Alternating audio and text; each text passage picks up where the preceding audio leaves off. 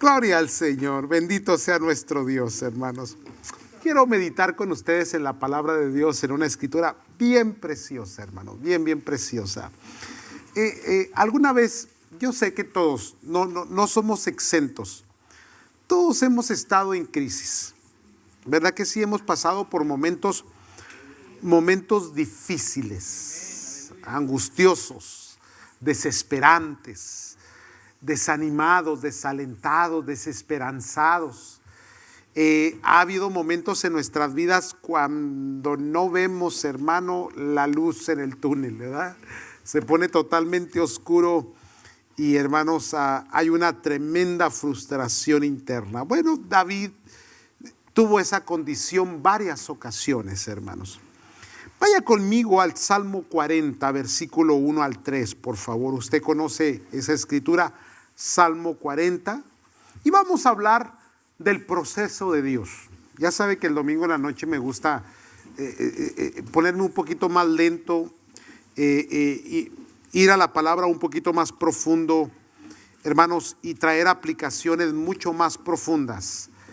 No superficiales, pero fuertes, hermanos, sólidas, que nos den respuestas claras a ciertas condiciones que experimentamos. El Salmo 40, versículo 1 al 3, ¿lo tienen, amados? La palabra de Dios dice: pacientemente esperé a Jehová, y se inclinó a mí y oyó mi clamor. Versículo 2, y me hizo sacar del pozo de la desesperación, del lodo cenagoso, puso mis pies sobre peña y enderezó mis pasos. Puso luego en mi boca cántico nuevo, alabanza a nuestro Dios. Verán estos muchos y temerán y confiarán en Jehová. Tremenda escritura, hermanos. Mire, hay algo que me inquieta un poco de este salmo, y es, hermano, la parte en donde el que la está escribiendo está experimentando dos cosas. El versículo 2 dice desesperación. Y el versículo 1 dice pacientemente. Fíjese bien.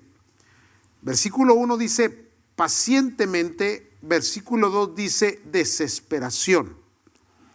¿Qué entendemos por desesperación, hermanos? El desespero es la pérdida completa o total de la esperanza. Ahora déjeme profundizar poquito aquí. Dice la escritura que las tres cosas que permanecen son el amor, la fe y la esperanza. ¿Correcto, hermanos? Amor, fe y esperanza. Cuando comienza a morirse esto en nosotros, no porque no sean relevantes o trascendientes a las condiciones que experimentamos, sino que sencillamente usted y yo comenzamos a perder eso que Dios nos dio, hermanos. Primero se pierde la fe, se muere la fe. Luego la fe, hermanos, le da seguimiento, la muerte le da seguimiento a la esperanza. Y cuando muere la esperanza, entonces muere el amor en nosotros. No estamos diciendo que se muere porque Dios es amor. Sí, eso es, trasciende, pero en nosotros. Entonces es un proceso de declinación, de deterioro, de caída. Es un proceso, hermanos, de pérdida. No algo que se pierde automáticamente o bruscamente, sino que entramos en un proceso.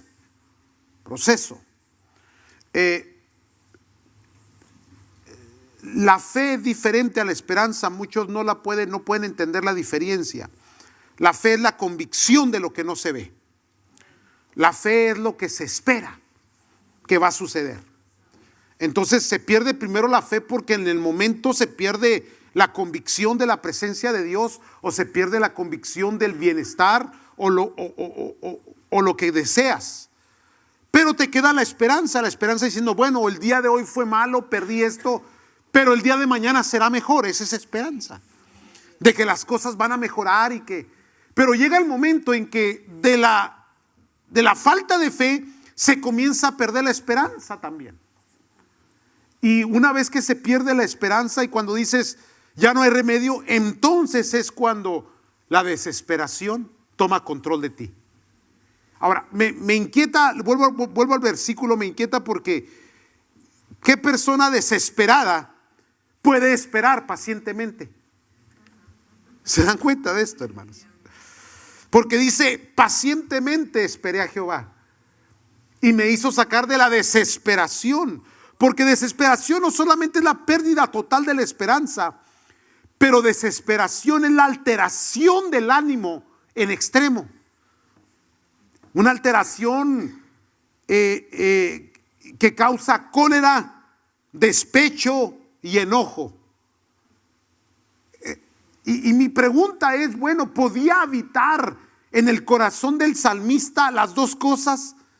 Un desespero donde hay una inquietud, donde hay una cólera, un despecho, un enojo, una frustración, porque se perdió la esperanza total. Pero dice pacientemente. Ahora, ¿cuándo ha visto a alguien desesperado con paciencia? Y eso es lo tremendo de la Escritura. Porque en el Nuevo Testamento nos dice la Escritura, correr con paciencia la carrera que tenemos por delante.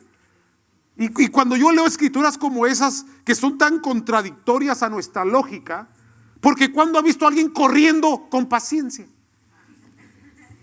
Digo, si habla de correr, habla de avanzar, de esforzarse, ¿verdad? Y nosotros alineamos la paciencia o la asimilamos con la calma, con la tranquilidad, con el sosiego, con el descanso, con la paz. ¿Verdad que sí? Ahí establecemos la paciencia. Paciencia. Porque aquí es donde quiero entrar con ustedes. El desespero es manifiesto. El enojo, la ira. Pero hay algo que Dios tiene en nosotros. Eso quiero llamarlo proceso. Dios, a pesar de nuestras reacciones, de nuestra forma equívoca de interpretar circunstancias, de nuestra forma de reaccionar cuando vienen las provocaciones, aún Dios trata con nosotros en lo profundo del corazón. Porque tú puedes durante el día enojarte, molestarte, irritarte, gritar, romper, abandonar y hacer cuanta cosa. Pero si hay algo que yo encuentro en la gracia de Dios, es que Dios nunca te suelta. Y cuando se te baja el coraje, Dios está tratando contigo. No sé si le pasa a usted. Y aparece Dios y Dios te comienza a señalar, a reprender, a redarguir, a corregir. Y es ahí precisamente donde creo yo que vuelve otra vez la paciencia, creyendo que el día de mañana reaviva, reanima, vuelve a traer la esperanza que se había perdido. Y se vuelve a revivir en nosotros y volvemos a confiar y a esperar en Dios, porque después de enojarnos y molestarnos y provocar el pleito y la contienda, después decimos, ¿y qué gané? ¿Y cuál es el resultado? Porque de ahí vamos a entrar en lo que sigue, hermanos. Porque todos entramos en crisis. Todos tenemos crisis. Y esas crisis a veces nos sofocan, nos socavan, nos hacen pedazos, hermano. Lo interesante es que el salmista dice, me hizo sacar del pozo de la desesperación. Ahora, déjenme le explico, hermanos, en qué consistía este pozo desde la perspectiva del salmista. Es que había ciertas prisiones que consistían en hacer hoyos profundos. Hoyos a la intemperie, no había techo. Entonces ahí se lanzaban las personas que estaban condenadas para que murieran, para que perdieran toda fe y toda esperanza. Podían ver hacia el cielo, pero estaban rodeados de tierra, de barro, sin poder escalar. Y luego la lluvia, y luego el calor, y luego el sofocamiento del hoyo, la falta del aire. Y eso es lo que él tiene en su mente. Y él se sentía, me siento como una persona que está presa. Y imagínese en ese hoyo, en esa condición, tratando de escapar. Pero entre más trata, menos lo logra. Entrando en un cansancio, condiciones terribles, sofocamiento, desespero, angustia. Y cuando entra la desesperanza total, es cuando, después de la alteración extrema del ánimo, es cuando la persona se cansó y se rindió. Y al rendirse, deja. Y tal vez ese es un buen momento cuando Dios trata con nosotros. Porque muchas veces tratamos de salir de nuestras crisis y de las condiciones en nuestras propias fuerzas. Tratamos de escalar. Tratamos de buscar raíces de donde agarrarnos para poder subir y salir de ese lugar. Pero es una prisión de la cual nadie te puede liberar. ¿Me están siguiendo, hermanos? Cuando el salmista dice, me hizo sacar del pozo de la desesperación, el salmista miraba ese lugar como una prisión con condiciones extremas. Y quiero que recuerde por un momento cuándo fue la última vez que usted estuvo en una condición extrema, en donde su esperanza comenzaba, hermanos, a decaer casi en su totalidad.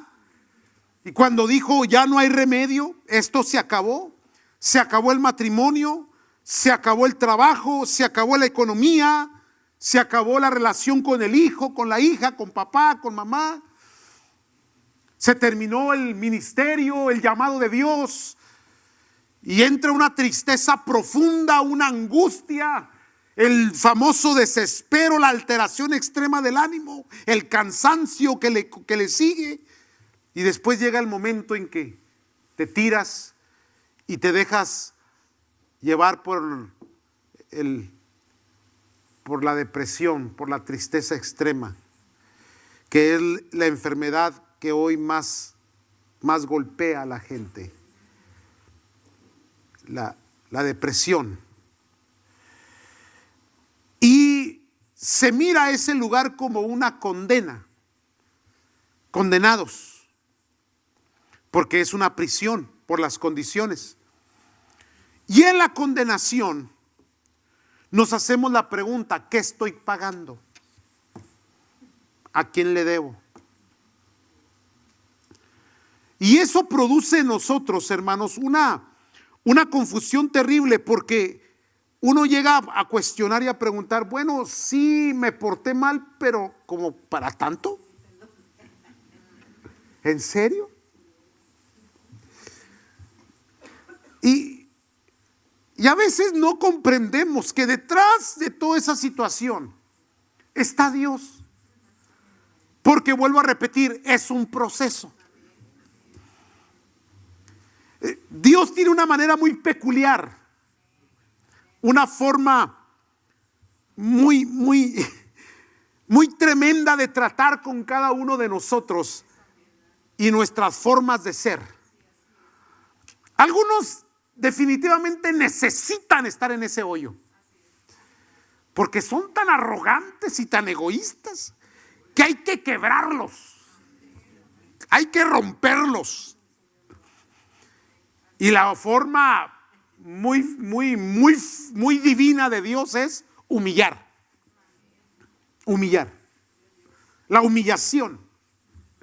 Y la humillación consiste en ese momento cuando te das cuenta que toda tu capacidad y toda tu inteligencia y todas tus habilidades no son suficientes para poder salir adelante a la crisis y a la dificultad que tienes. Y Dios te mete ahí. Vámonos. Entonces, se interpretan como condenas, como resultados de una mala comunicación o de una mala relación o de una decisión equívoca. Pero no es así, hermanos. Hay situaciones en tu vida que lo que Dios quiere y lo que Dios espera es tu atención. Y que de alguna manera Dios va a permitir que entres en esa crisis. Porque en esa crisis viene una manifestación de Dios, viene un proceso de Dios, viene una forma de Dios. Viene, hermanos, en donde Dios va a forjar ese carácter, va a forjar esa fe, va a resucitar esa esperanza en ti y te va a enseñar lo que es amar a Dios.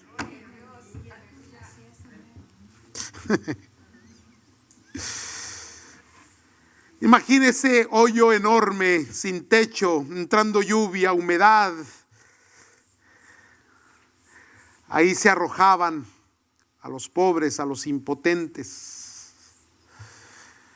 Y el salmista dice, aquí estoy yo.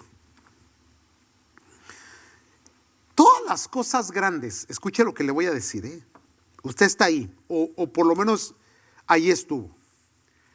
Todas las cosas grandes comienzan en un pozo. La revelación de Dios, las visiones y la fuerza que Dios da, hermano, no te la va a dar cuando estés en Hawái, en la playa, con un caiquirijo o lo que sea. No. Las grandes revelaciones, los grandes proyectos se forjan en el hoyo de la desesperación. Porque así de grande será tu proyecto, tu visión, tu fe. Tiene que ser desarrollada, tiene que ser desenvuelta. Y para conocer a Dios en la grandeza, hay que conocerle primeramente en el dolor. Y yo sé que no les gusta esto. Y yo sé que el mensaje no es popular, porque usted es un campeón. Y Dios le llamó a ser campeón. Pero la Biblia enseña algo totalmente diferente. Los más grandes hombres que Dios ha levantado, con las grandes empresas, ministerios, iglesias, han sido hombres y mujeres que se forjaron en el hoyo de la desesperación, de la angustia, del desespero, de la bancarrota, de la enfermedad, del abandono, de las circunstancias difíciles. Porque cuando esos hombres y mujeres salieron de ese hoyo, conocieron a un Dios vivo, a un Dios poderoso, un Dios de sanidad, o el Dios de socorro, el Dios de ayuda, el Dios, hermano, que no se olvida de nosotros. Por eso Job decía, de oídas te había oído, pero hoy mis ojos te ven. Pero la experiencia difícil, hermano. ¿Siguen aquí? En el proceso de Dios, bueno, me hizo estar en el pozo de la desesperación, pero de ahí me sacó. Cuando te saca de esa experiencia, el proceso no termina al sacarte, sino que estás todavía en medio de este proceso. Porque la escritura dice, enderezó mis pasos. Ese momento de dificultad, de angustia, en ese hoyo, te hizo ser sensible a la voz de Dios. Te enseñó a escuchar, porque en ese lugar de hoyo no había nada que te distrajera. El único lugar a donde voltear a ver es hacia arriba. Nada más. ¿A dónde volteas a ver cuando ya estás en el hoyo? Escarbar hacia abajo ya no puedes, aunque quisieras. Solo hacia arriba. Y cuando Dios te saca, dice, endereza mis pasos. ¿Qué significa eso? Que entonces se comienza a corregir la forma de caminar. Ese es el proceso, la forma de andar. Corrige tus pasos, redirecciona. Sí, te da una meta, un lugar. Entonces ese proceso es doloroso, sí es doloroso. Sí, hermano, es angustioso, sí es desesperante. Pero Dios no te soltó, Dios estaba ahí, hermano. Por eso es que dice pacientemente, aunque había desespero y angustia, pacientemente, porque Dios estaba tratando con nosotros, hermano. Y ahora comenzó una corrección. Antes caminabas mal. Una ley para los que se pierden en el desierto, cuando usted se pierde en el desierto, es que tiene que tener mucho cuidado si usted es derecho o izquierdo. ¿Por qué? Porque si comienzas a caminar sin darte cuenta, si eres derecho, siempre va a ir tu inclinación hacia la derecha. Si eres zurdo, vas a ir hacia la izquierda porque aplica más fuerza el pie. ¿Me están entendiendo? Y terminas dando círculos. Entonces el pozo de la desesperación lo que hace es corregir tu mal paso. Porque llevas años dando en el desierto. Quieres llegar a tu tierra prometida, pero sigues dando vueltas. Por eso es que tienes que corregir el paso. Y entonces Dios te va a dar una brújula, te va a dar una dirección, te va a dar una meta a dónde llegar. Y lo más interesante de todo es que no va a haber tropiezo, porque Dios no va a permitir que tu pie tropiece en piedra. Entonces el enderezar los pasos tiene que ver con corrección, con dirección y sin tropiezo. Necesitas pasar por el pozo de la desesperación para luego llegar a tu tierra prometida o a la visión que Dios te ha dado. Ya deje de andar dándole vueltas al desierto, pues. Métase al pozo. Si Dios no lo mete, échese un clavado usted.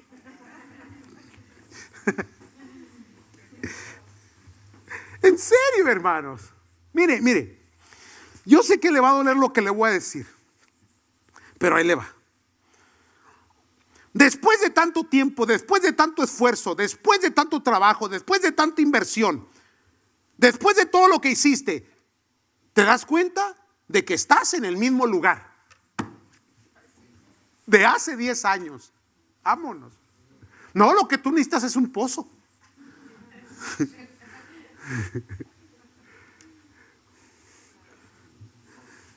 Enderezó mis pasos. Ahora, ahí va, puso en mi boca cántico nuevo. ¿Qué significa esto, hermanos?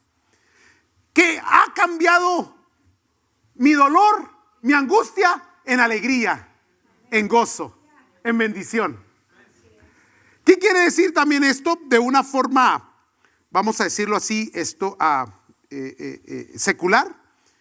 Que no hay angustia ni dolor que dure 100 años ni.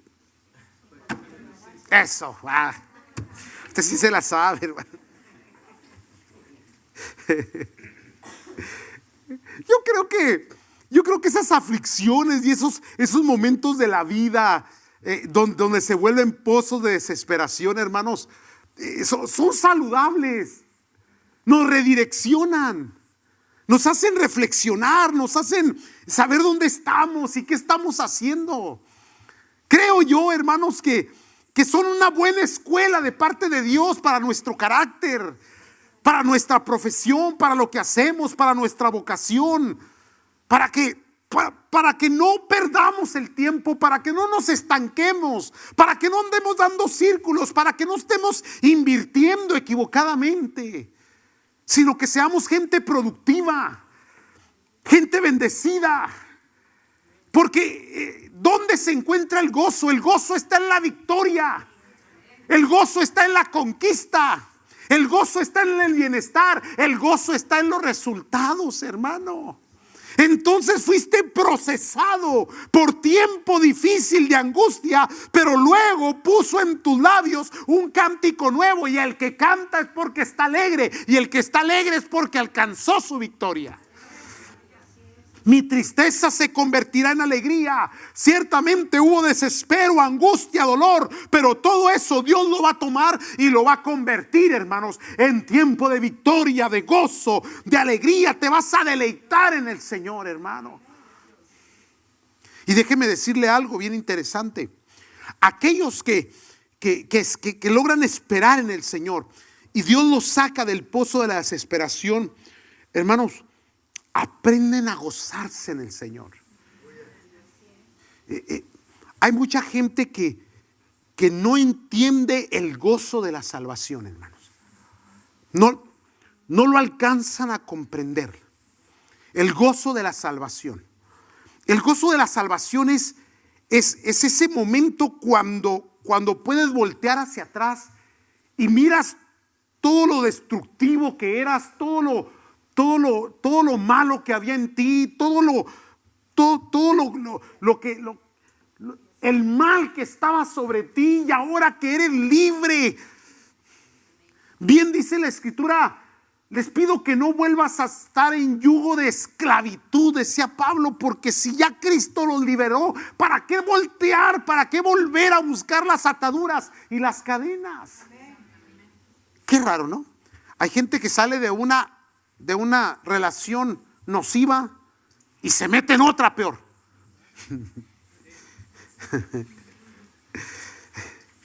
Ahora, cuando mi tristeza se convierte en alegría, puso mi boca un cántico nuevo. Dice: al verlo se convertirán. La gente va a ver esto. Leamos otra vez la Escritura, porque necesito contextualizar bien. Puso luego en mi boca cántico nuevo, alabanza a nuestro Dios. Verán estos muchos y temerán. Aquí viene el porqué. Aquí viene el porqué, hermanos.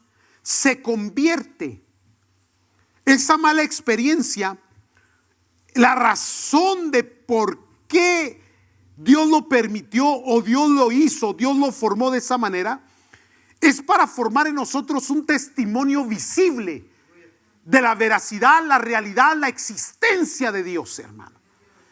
Mire,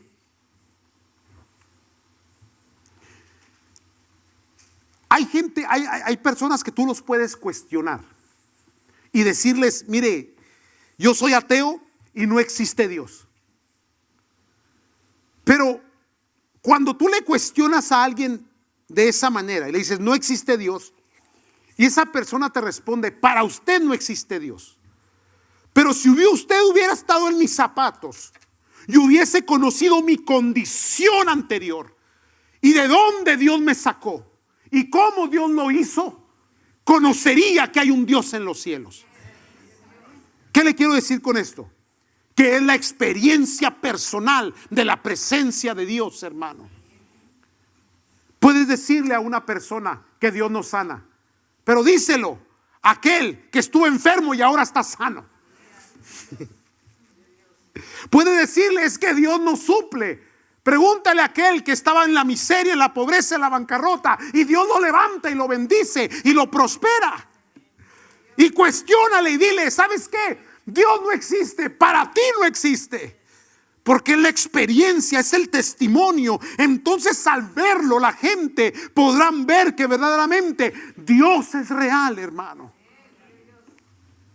En mi testimonio, en mi forma, en mi cántico nuevo que sale de mis labios, Entonces, el formato de Dios, la forma de Dios, hermano, la manera en que Dios trabaja con nosotros siempre tiene un propósito, siempre tiene un resultado y un porqué. Hermano, déjeme decirle que no importa la condición y la crisis que estés pasando, tarde que temprano Dios te va a sacar de ese pozo de la desesperación y te va a dar la victoria y te va a dar el gozo y va a volver a ti la vida y la esperanza y la fe y el amor. Y cuando te levante Dios, entonces aquellos que te pisoteaban, aquellos que te ignoraban, podrán decir: Dios está con esa persona, Dios lo ha bendecido, Dios lo ha levantado, Dios lo ha honrado, hermanos. Eso es lo que Dios hace. Y Dios da testimonio. La manera de manifestarse Dios no es en su individualidad, sino a través de su pueblo, hermano. Por eso es que Dios le tiene que honrar a usted. Por eso es que Dios lo va a bendecir. Por eso es que Dios lo va a levantar. Por eso es que Dios lo va a prosperar. Por eso es que Dios le va a sanar. Y por eso es que Dios va a aparecer en su vida. Tus uñas están llenas de barro.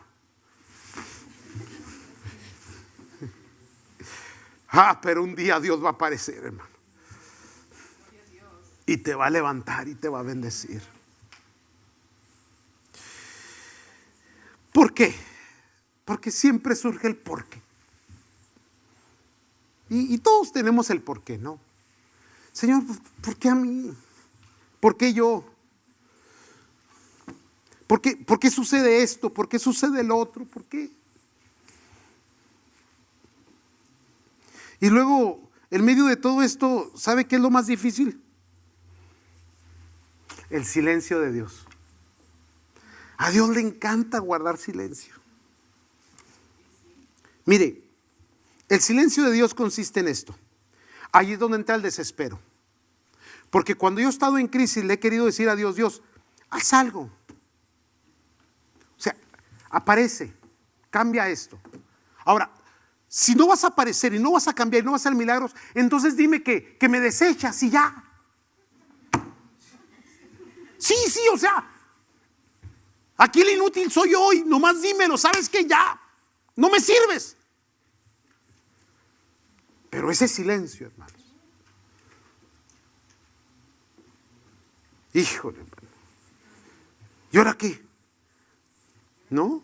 Pues pacientemente esperé.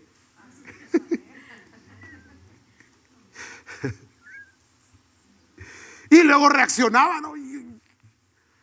Pero otra vez por las noches, en la calma, en el cansancio, aparece la presencia de Dios. El silbo apacible de Dios, de un Elías deprimido. Los que leen la Biblia, los que no la leen, dicen.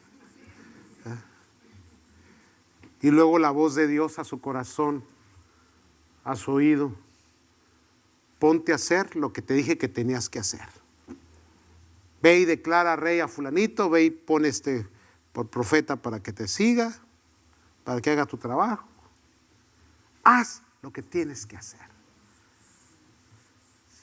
Entonces, en alguna forma, el Espíritu Santo nos hace levantarnos cada mañana y a pesar de, damos el paso. Pacientemente esperé a Jehová. Ahora, ya voy a cerrar esto porque ya se me fue el tiempo. La idea es, porque volvemos al porqué, es que Dios va a cumplir sus propósitos en nosotros, hermanos.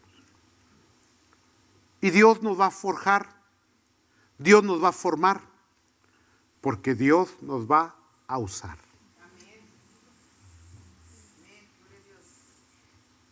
No se te olvide que al último no eres nomás que simple barro en manos de un alfarero divino.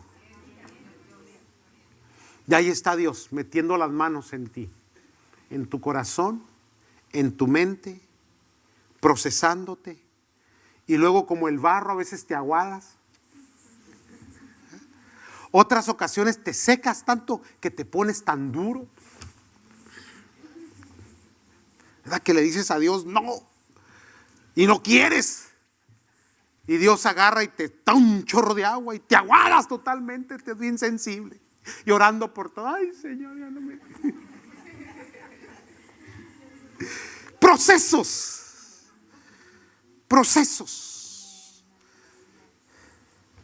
Ya quería terminar, ya me quiero ir, hermano. Pero ahí le va. Algunos dicen, Señor, este aguijón que tengo aquí a un lado. ¿Y luego se refiere a la esposa o al esposo?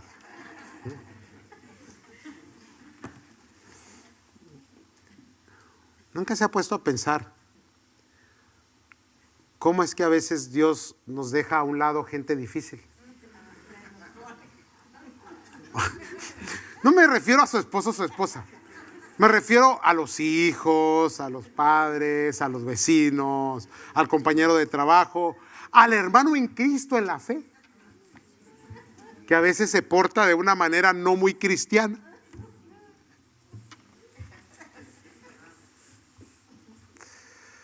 Y uno voltea, porque uno en esa relación es como el pozo de la desesperación, ¿no?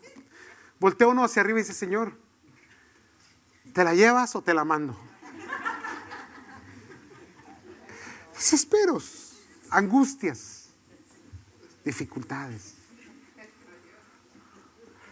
Pero en todo esto, en toda esta vastas experiencias difíciles y todo eso, siempre hay un propósito de Dios.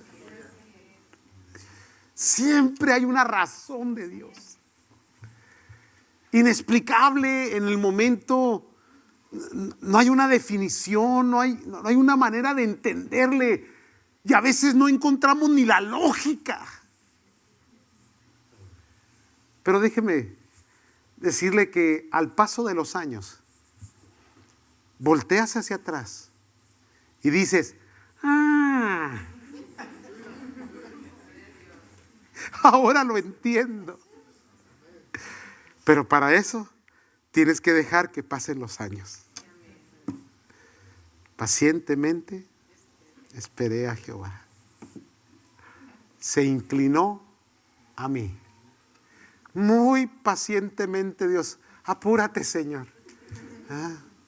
Bien dijo Isaías, el anciano de días sentado en su trono.